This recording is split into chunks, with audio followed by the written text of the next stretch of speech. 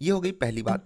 इसके बाद एक स्टॉक था जो मल्टी बैगर बना, एक्चुअली इसको बैगर आप बोल ही सकते हो क्योंकि इसने मोर देन 100% रिटर्न दिया है। 200 पे अवेलेबल था अगर आप नवंबर की बात करो, ठीक है। यहाँ पर हमने खरीदा था अप्रॉक्सीमेटली 200 पे, आपको खरीदने के लिए बोला गया था। स्टॉक का नाम है एलगी इक्विपमेंट्स। बात करेंगे सबसे बड़ी प्रॉब्लम की, इंतजार करो। ये स्टॉक खड़ा है 500 पे, ठीक है। 300 रुपये भागा, अप्रॉक्सीमेटली 150% का रिटर्न, ठीक है। अगर आपके पोर्टफोलियो में 10 स्टॉक्स हैं तो ये हर स्टॉक के लिए 15% का रिटर्न कमाया है। यानी कि अगर कोई स्टॉक 15% गिर भी गया तो भी ये उसको नेगेटिव रिटर्न की कैटेगरी में नहीं जाने देगा आपके फोलियो को, ठीक है। मैं ये मान करके चल रहा हूँ आप जो वेटेज है वो बराबर दे रहे हो, लेकिन कुछ और बातें हैं जो प्रॉब्लम वाले सेक्शन में डिस्कस की जाएंगी। जो सबसे ज़रूरी बात है वो ये कि ऐसे हीरोज़ की हमें तलाश होती है। तो एलगी इक्विपमेंट हमारे लिए वो हीरो बन करके आया, ठीक है, जिसने हमको 150% का रिटर्न दिया। और इसी बीच निफ्टी ने आपको -2% का रिटर्न दिया है। तो इसने निफ्टी को +152% से आउट परफॉर्म करके दिखाया, ठीक है। और इसी के कारण आपके पोर्टफोलियो में भी 4 चांद लगा होगा।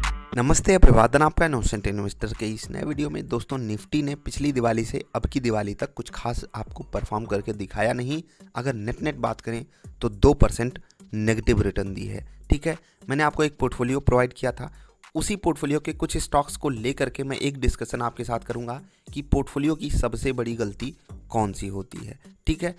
ओवरऑल जो एवरेज रिटर्न है उसको अगर आपने सही तरीके से उपयोग किया होगा तो बहुत अच्छे मार्जिन से उसने निफ्टी को हराया है। लेकिन कैसे ये पॉसिबल हुआ, मैं आपको सिर्फ 2 स्टॉक के एग्जांपल से बता दूंगा और वहीं से आप बात को समझ जाओगे।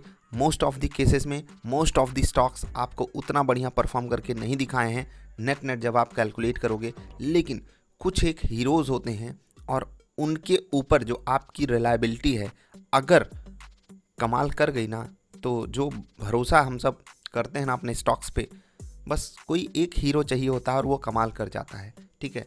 हमारे केस में क्या वो हीरो आईटीसी था, मैं आपको बताता हूँ। 225-30 रुपये का रेट था, आपको थोड़ा सा ट्रैक करना होगा। नवंबर 4 नवंबर, ठीक है, 225 का रेट है और अभी 350 मान लो, 125 रुपये, अप्रॉक्सीमेटली 120 रुपये मान लो। 120 रुपये 200 का स्टॉक, 225 का स्टॉक, अप्रॉक्सीमेटली 50% का रिटर्न तो मिनिमम हो गया, ठीक है। मिनिमम 50-55% है ना, 50%, ये हो गया 50%। लेट से कि आपके फोलियो में केवल 10 स्टॉक्स हैं तो हर स्टॉक के लिए इसने 5-5% रिटर्न कमाया या नहीं, आप खुद से बताना, ठीक है। अभी बात करेंगे जो मेन मुद्दा है हमारा, ठीक है। आपके पोर्टफोलियो में 20 स्टॉक्स हैं तो हर स्टॉक के लिए इसने 2.5% का रिटर्न कमाया या नहीं कमाया, हर एक स्टॉक के लिए इसने कमाया। यानी कि अगर कोई और स्टॉक नेट न्यूट्रल भी है तो भी ये उसको 2.5% प्लस में लेकर के आएगा अपनी बदौलत, क्योंकि ये अकेले 50% भागा है। और अगर आपको ना पता हो तो मैं आपको याद दिला दूं कि वो समय था जब मैं लगातार आपसे बोलता रहता था आईटीसी आईटीसी आईटीसी आईटीसी, और बहुत सारे लोग परेशान भी हो जाते थे। आईटीसी पे मैंने एक स्पेशल वीडियो भी उस वक्त बना करके आपको दी थी, आई होप आपने वो वीडियो देखी हो। अब बात सिर्फ आईटीसी की नहीं करेंगे, यहाँ पर हो गया हमारा 50% का रिटर्न। अगर 10 स्टॉक्स हैं तो 5%, 20 स्टॉक्स हैं तो 2.5%। अप्रॉक्सीमेटली मैं आपको इतना ही स्टॉक रखने के लिए बोलता हूँ, ठीक है, 20-22, उससे ज़्यादा नहीं, ठीक। ये हो गई पहली बात। इसके बाद एक स्टॉक था जो मल्टी बैगर बना, एक्चुअली इसको बैगर आप बोल ही सकते हो क्योंकि इसने मोर देन 100% रिटर्न दिया है। 200 पे अवेलेबल था अगर आप नवंबर की बात करो, ठीक है। यहाँ पर हमने खरीदा था अप्रॉक्सीमेटली 200 पे, आपको खरीदने के लिए बोला गया था। स्टॉक का नाम है एलगी इक्विपमेंट्स। बात करेंगे सबसे बड़ी प्रॉब्लम की, इंतजार करो।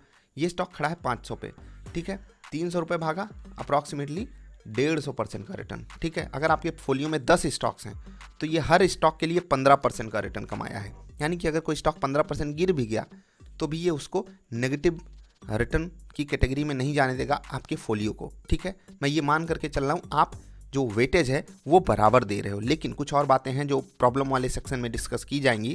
जो सबसे ज़रूरी बात है वो ये कि ऐसे हीरोज़ की हमें तलाश होती है। तो एलगी इक्विपमेंट हमारे लिए वो हीरो बन करके आया, ठीक है, जिसने हमको 150% का रिटर्न दिया।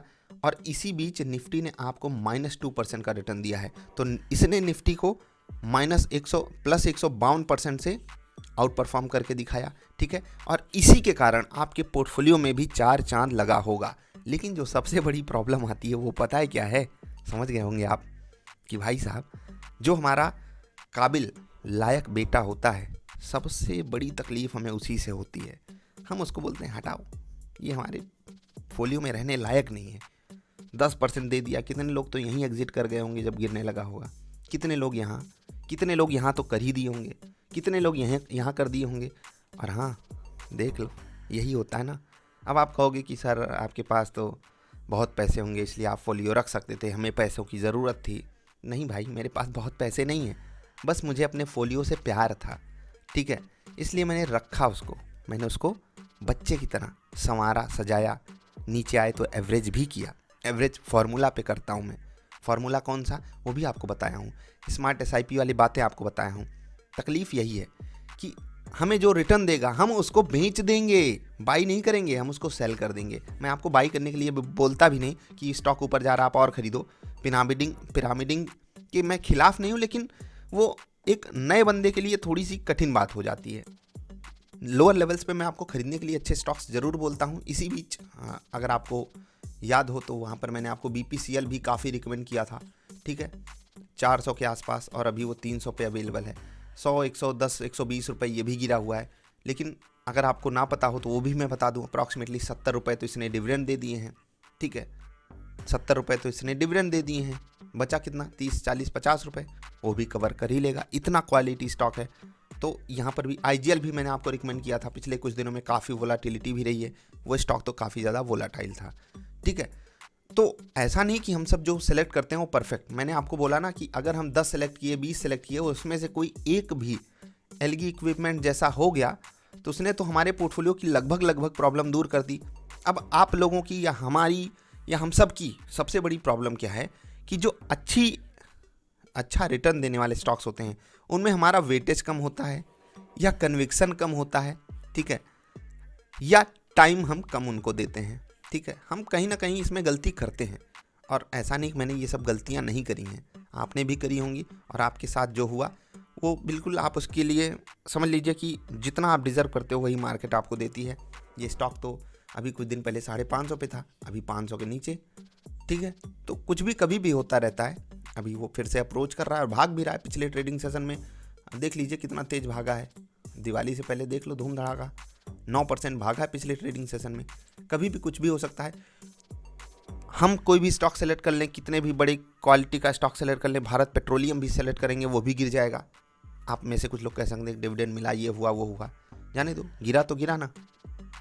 और भी बहुत सारे स्टॉक्स हैं जो गिरे, लेकिन नेट हमारा पोर्टफोलियो निफ्टी को आउट परफॉर्म करके दिखाया, और ये कमाल की बात है। अब आप लोगों को जिनके पास भी पोर्टफोलियो है, ये आपकी जिम्मेदारी भी है कि आप लोग उसकी परफॉर्मेंस को तोलिएगा ज़रूर। हाँ, एलगी इक्विपमेंट जैसा स्टॉक अगले बार के लिए कौन सा होगा वो मुझे खुद भी नहीं पता है, और मैं चाहता भी नहीं कि मुझे पता रहे, ठीक है, क्योंकि मार्केट की यही सबसे बेहतरीन सुंदरता है। एक एंगल से अगर मुझे पता चल गया ना, फिर तो वो मज़ा नहीं रहा ना, वो एडवेंचर नहीं रहा ना। मार्केट में सब कुछ पता चल गया, फिर वो फिक्स, इतना पैसा, इतना ऐसे ऐसे ऐसे, बस ऐसे ऐसे ऐसे, जीवन ख़त्म, फिर कोई वो बचा नहीं ना, एडवेंचर जिसको बोलते हैं, ठीक। तो क्या हम ढूंढ रहे हैं, कोशिश तो पूरी है, क्या हम फोलियो देंगे? अप्रॉक्सीमेटली हाँ बोला हूँ, क्योंकि उस पर भी कई सारी चीज़ें तकलीफ़ दे रही हैं हमको, ठीक है। जैसे कि अगर मैंने आपको 20 स्टॉक्स दिए, वहाँ पर तो 15 कुछ नहीं करते हैं, ये नेगेटिव पॉजिटिव यहीं घूमते रह जाते हैं। 2, 4, 5 बहुत नीचे जाएंगे, कोई 20, कोई 25, कोई 30, इससे ज़्यादा तो मुझे नहीं लगता कोई स्टॉक गिरा होगा, 40 गिर गया होगा। लेकिन ITC जैसे धुरंधर 50% रिटर्न दिए हैं। एक हमारे पास ऐसा भी स्टॉक है जो 150% का रिटर्न दिया है। क्या कोई स्टॉक 150% गिर सकता था एक साल में? जीरो हो सकता था, यानी कि -100%। 150% कोई गिर सकता था? आप खुद बताना, क्या कोई 150% भी गिर सकता था स्टॉक? नहीं ना। लेकिन 150% भागा ना, आप ही के सामने भागा ना। मैं आपको यहाँ पर एलगी इक्विपमेंट्स की रिकमेंडेशन देने नहीं आया हूँ कि यहाँ पर खरीदो या गिरे तब खरीदो। बात होती है किस वक्त आप क्या खरीद रहे हो, ये तो मायने रखता है, लेकिन क्या चीज़ खरीद रहे हो ये ज़्यादा मायने रखता है। जैसे आपको एक स्टॉक दिखाता हूँ, SIS। इस पर काफ़ी डिस्कशन हुआ था, क्या, क्यों, आपने इसको क्यों दिया, आपने इसको 4 नवंबर को क्यों दिया।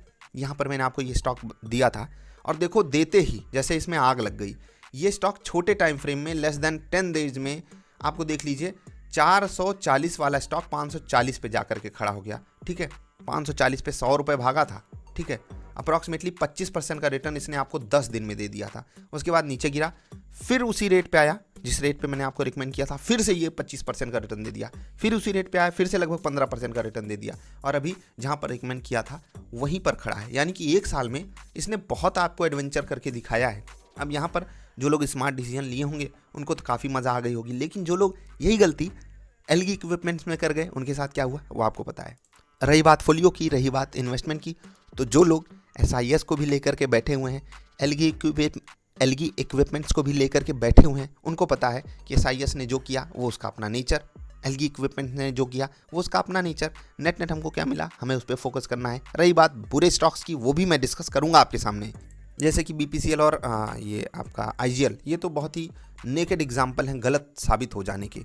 अगर आप मुझे कुछ भी मान के बैठे हो तो सोच लो, हमने ही सेलेक्ट किया था बीपीसीएल 400 के ऊपर, हमने ही सेलेक्ट किया था आईजीएल, और ये दोनों स्टॉक्स ने कमाल का दिल तोड़ा है, ठीक है। उसके बावजूद भी पोर्टफोलियो ने परफॉर्म करके दिखाया है, तो आईटीसी दादा की बदौलत, ठीक है। एक स्टॉक है टाटा कॉफ़ी, ये भी रिकमेंड करने के बाद कहीं नहीं गया, ऊपर ही गया है, लगभग वहीं खड़ा है जहाँ पर रिकमेंड किए थे वहीं पर खड़ा है। आप देख लो, यहीं पर हमने लगभग रिकमेंड किया था आपको नवंबर 4, ठीक है, यहीं कहीं था, यहाँ था, ठीक, यहाँ था, जहाँ था वहीं पर खड़ा है। ऊपर गया, देखो रिकमेंड करने के बाद ऊपर गया, फिर नीचे आया, फिर वहीं ट्रेड किया, फिर ऊपर भी गया, अभी 250 भी गया था, थोड़े दिन पहले ही 250 गया था, फिर से नीचे आया। अब जो लोगों ने यहाँ पर स्मार्ट डिसीजन ले लिया होगा उनको बहुत मजा आया होगा, लेकिन नेट आपको मिला क्या, कुछ नहीं। वहीं पर ये भी खड़ा है, बिल्कुल निफ्टी की तरह, बिल्कुल निफ्टी की तरह ये भी चला है। निफ्टी का भाई लग रहा है, चार्ट पे तो नहीं, कम से कम रिटर्न के लिहाज से देखा जाए तो। केईसी भी देखिए, रिकमेंड करने के बाद भागा था, ठीक है।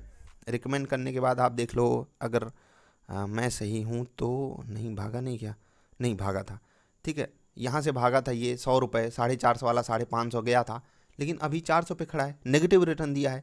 इसके अलावा लॉरस देख लो, ये भी रिकमेंड करने के बाद भागा था, ठीक है। यहाँ पर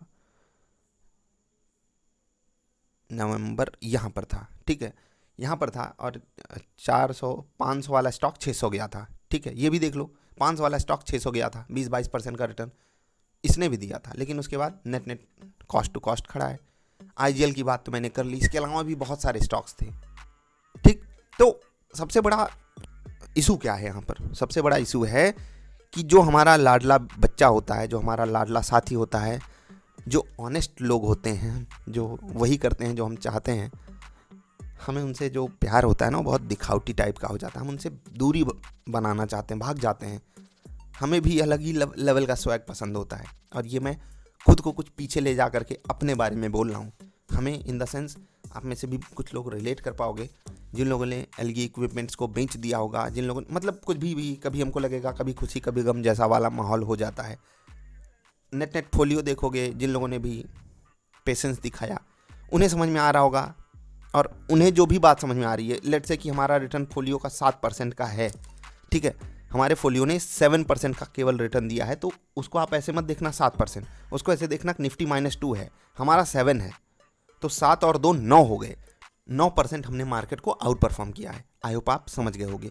तो ये हो गई बात ओवरऑल पोर्टफोलियो की। दूर से देखने पे चीज़ें मीठी मीठी लग सकती हैं, दूर से देखने पे चीज़ें कड़वी कड़वी लग सकती हैं, हमारे एक्सपीरियंस के हिसाब से हम सामने वाले को जज कर लेंगे। अब 2 तरीके के लोग हो सकते हैं, जिन्होंने आईटीसी बेच दिया हो, एलगी बेच दिया हो, एसआईएस में गलत डिसीजन ले लिया हो, टाटा कॉफ़ी में भी गलत डिसीजन ले लिया हो, आईजीएल, बीपीसीएल या ऐसे स्टॉक्स को होल्ड किया हो, वो समझेंगे कि सर ने बहुत रद्दी पोर्टफोलियो दिया था, बीपीसीएल चिपका दिया, आईजीएल चिपका दिया, एकदम सड़े हुए मरेले से स्टॉक चिपका दिए। लेकिन वो ये नहीं समझ पाएंगे कि सर ने एक ऐसा भी तो स्टॉक दिया था जो 150% का रिटर्न साल भर में दे गया। उनको ये बात नहीं समझ में आएगी। दूसरे एंगल वाले वो हीरो मान लेंगे, अरे सर ने एलगी इक्विपमेंट खोज के दिया था, बीपीसीएल, आईजीएल तो हर कोई बोल रहा था, सर ने ये स्टॉक खोजा था, इसमें क्या कमाल है, सर कमाल के हैं, सर को हीरो बना देंगे। ये दोनों ही लोग गलत हैं, ठीक है। आपका सम्मान बहुत बड़ी चीज़ है, आप किए किसी भी एंगल से किए, वो बहुत बड़ी चीज़ है, लेकिन फिर भी मैं आपको गलत क्यों बोल रहा हूँ, क्योंकि आपने रीजनल अप्रोच नहीं लगाई, आपने ओवरऑल पोर्टफोलियो की रिटर्न को नहीं देखा। और मैं आपसे इसीलिए बार बार रिक्वेस्ट करता हूँ कि नेट आपको पूरी चीज़ें कंबाइन करके देखनी होती हैं। आप में से कुछ लोग ये भी सोच रहे होंगे सर आप जो स्टॉक का मार्केट कैप है उस लिहाज से भी एलगी इक्विपमेंट्स को आप करके देखो, तो भाई कैसे स्मॉल कैप है, आप इसमें कम पैसा डालोगे, कितना, कहीं 10 डालते हो, यहाँ पर 5 डालोगे, ठीक है, तो भी तो 150 की जगह 75% का रिटर्न हुआ। जो ओवरऑल पे आप अप्लाई करोगे, मैं उसकी बात कर रहा हूँ, उसका भी आधा डालोगे तो भी 37.5% हुआ। समझ रहे हो मैं क्या कह रहा हूँ? तो उस एंगल से भी अगर आप सोचना चाहते हो तो सोच सकते हो, लेकिन उस एंगल से फिर देखो आईटीसी तो सबका दादा था ना, वो भी तो 50 दिया। तो ऐसे भी सोच लो, और भी बहुत सारे स्टॉक्स हैं, बहुत सारे स्टॉक्स मैंने आपको दिए हुए थे। मैं गलत हूँ सही हूँ उस पर आपको नहीं जाना है, वो जो गलतियाँ होती हैं ना वो हम सबकी इंडिविजुअल लेवल पे होती हैं। स्टॉक जो मैंने सेलेक्ट किया उसके पीछे क्या कारण था वो भी मैं आपको बता सकता हूँ, लेकिन क्योंकि ये आपके ऊपर मैं छोड़ता हूँ, ये आपकी भी जिम्मेदारी है। कुछ जो बेसिक बातें होती हैं कंपनी के बारे में, प्रॉफिटेबिलिटी के बारे में, बिजनेस किस सेक्टर में डील करता है, क्या करता है, क्या करती है वो कंपनी, ये सब आपकी भी जिम्मेदारी होती है, या यूँ कहूँ तो आपकी ज़्यादा जिम्मेदारी होती है इसकी कि आपका पैसा जहाँ पर जा रहा है आपको उसके बारे में पता होना चाहिए, ठीक है। तो ना ही मैं आपका हीरो हूँ, ना ही मैं आपका विलन हूँ। यहाँ पर नीचे कुछ लोग कमेंट करेंगे आपके कारण मैं आईजीएल में फंसा हूँ, आपके कारण मैं बीपीसीएल में फंसा हूँ। कुछ लोग ये भी कह सकते हैं, कमेंट मत करना यार। और वैसे भी कौन अपनी बात आकर के बताता है, खासकर वो जिनको प्रॉफिट हो गया होगा कहीं भी किसी भी स्टॉक में, वो तो सोचेंगे हम तो दादा बन गए। जिनको लॉसेस हुए हैं वो आकर के बोल जाएंगे अरे सर ऐसा वैसा हो गया। बात आपकी है कि आप रीजनल अप्रोच लेकर के चल रहे हो या नहीं। रीजनल अप्रोच होती क्या है भैया, पोर्टफोलियो मैंने आपको दिया, आप उसको निफ्टी से कंपेयर करो ओवरऑल बेसिस पे, नेट हमारे सभी स्टॉक्स को रखो, उनका रिटर्न निकालो वेटेज के हिसाब से। वेटेज जो भी आपको देना है, बड़े को ज़्यादा देना है, छोटे को ज़्यादा देना है, आपकी उम्र भी तो मायने रखेगी। अब जैसे हम जैसे लोग हैं जो जिनकी एज कम ज़्यादा जो भी आप मान लो, मुझे तो अभी मिड कैप स्मॉल कैप पसंद आते हैं ना, क्योंकि मुझे पता है मुझे 30 सालों के लिए 40 सालों के लिए इन्वेस्टमेंट करनी है, ठीक है, तो मुझे मिड और स्मॉल कैप पसंद आएगा। तो हो सकता है मैं वहाँ पर ज़्यादा पैसे डालूँ या ज़्यादा स्टॉक्स में डालूँ, ठीक है, एक ही स्टॉक पे भरोसा अगर कम हो रहा हो तो ठीक। और आपकी एज लेट से कि 45-50 है तो आप हो सकता है बड़ी स्टॉक्स में ज़्यादा पैसा डालो, वो अपनी इंडिविजुअल चॉइस है। तो रही बात अंत में नटसेल की, तो नटसेल दोस्त मैं आपको प्रॉब्लम सबसे बड़ी यही बताने आया था कि जो स्टॉक हमें रिटर्न देता रहता है हम उसको बेच देते हैं, जो हमको फंसा देता है हम उसको होल्ड कर जाते हैं, हम उसको फालतू में एवरेज कर जाते हैं। और जो सबसे बड़ी कुछ प्रॉब्लम्स होती हैं, मैंने पिछले वाले वीकेंड पे आपको वीडियो भी दी थी कि 4 इन्वेस्टमेंट की सबसे बड़ी गलतियां, वो आप जाकर के देख लोगे, आपको ओवरऑल सिनारियो समझ में आ जाएगा, ठीक है। तो इस वीडियो में मैंने जो भी स्टॉक्स डिस्कस किए वो आपके लिए कोई रिकमेंडेशन नहीं है, वो पिछली बार हमने दिवाली पे पेड पोर्टफोलियो था उसमें रिकमेंड किया हुआ था आप सभी को, और फ्री का भी पोर्टफोलियो दिया था, वहाँ पर तो बहुत बुरा हाल है। लेकिन वो कौन सा हाल हुआ था, क्या हाल हुआ था, उसके लिए आपको देखनी पड़ेगी जाकर के वीडियो, तो जाकर के देख लेना। उससे भी ज़रूरी क्या है, अपना अवलोकन कीजिए, अपना एनालिसिस कीजिए, जिसको आप सेल्फ एनालिसिस बोलते हो, क्योंकि वो नहीं करोगे तो बुरे फंसोगे। वीडियो पसंद आई तो लाइक कर देना, कोई सवाल सुझाव बताना। अभी के लिए इतना ही, नमस्कार।